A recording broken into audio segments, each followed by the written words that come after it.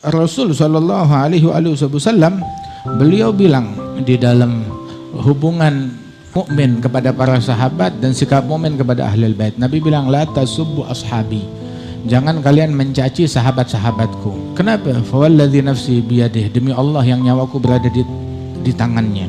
Kalau kalian berinfak apa?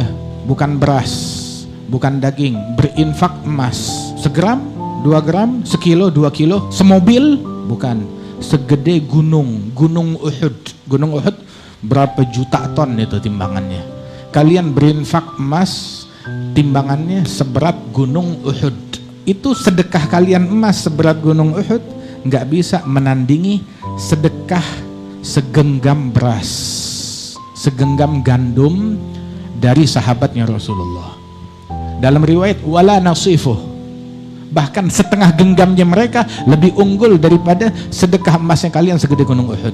Subhanallah. Sayyidina Al-Imam Alawi bin Abdullah bin Syihab, Al-Habib Ali bin Abdullah bin Syihabuddin, ini ulama besar, guru besar di zamannya. Itu beliau bilang ketika ditanya, kenapa kok engkau mengucapkan radhiyallahu kepada sahabat Rasulullah fulan yang punya masalah dengan Imam Ali bin Abi Thalib, kakekmu. Maka Al-Habib Alwi bilang, bagaimana saya enggak mendoakan, mengucapkan radhiyallahu anhum terhadap mereka, sedangkan mereka orang-orang yang sholat di belakangnya Nabi, makan bareng Nabi Muhammad, dengar bacaan Qur'annya Nabi Muhammad, begitu. Kemudian juga mereka adalah orang-orang yang yang kita diwasiatin oleh Nabi Muhammad untuk cinta kepada mereka.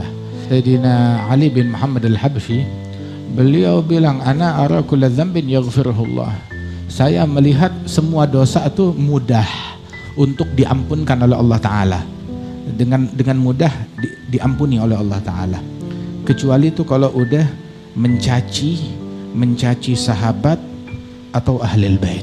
Ini berat. Kenapa?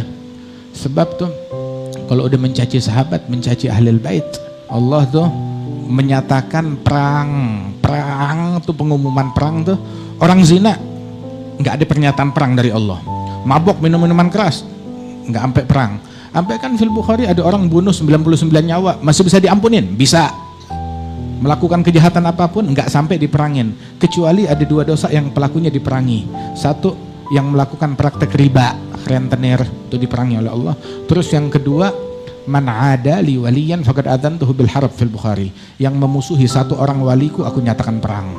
Apalagi kalau walinya sahabat. Tahu gak, wali yang paling tinggi derajatnya nggak bisa mencapai derajat sahabat yang paling rendah.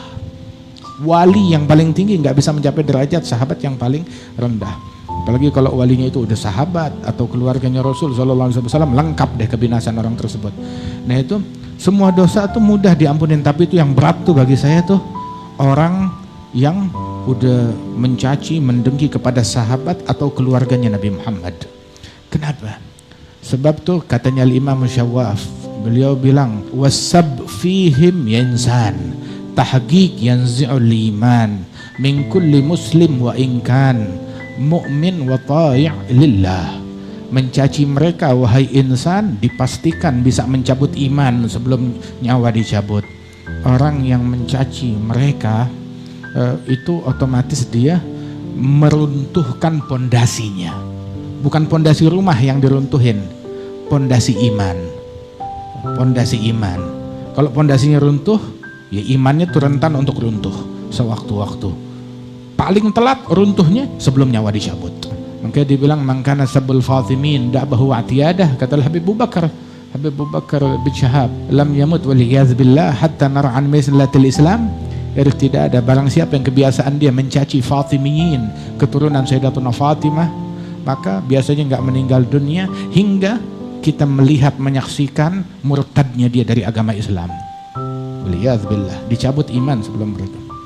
Nah, terus juga tuh kita disuruh berhati-hati, sebab mereka haula alu Rasulillah baitun mutahharun mahabbatuhum mafrudatun kal mawaddati humul hamiluna sirri ba'da nabiyihim wa warathuhu akrim biha min wirathati wa ashabuhul ghurul kiram a'immatun muhajiruhum wal ghaimuna binusrati ulaika qaumun qad hadallahu fagtadi bihim wastaqim walzam wala tatalafati wala ta'du anhum innahum matla'ul huda wa hum balaghu ilmal kitabi wa sunnati fama ba'da hadil mustafa wa sahabihi hadyun laysa ba'dal haqqi illa ad-dalalati fadzul gadhi fihim hadimun asla dinihi wa mugtahimun fi luji zayghin wa bid'ati. Hadha Imamul Haddad.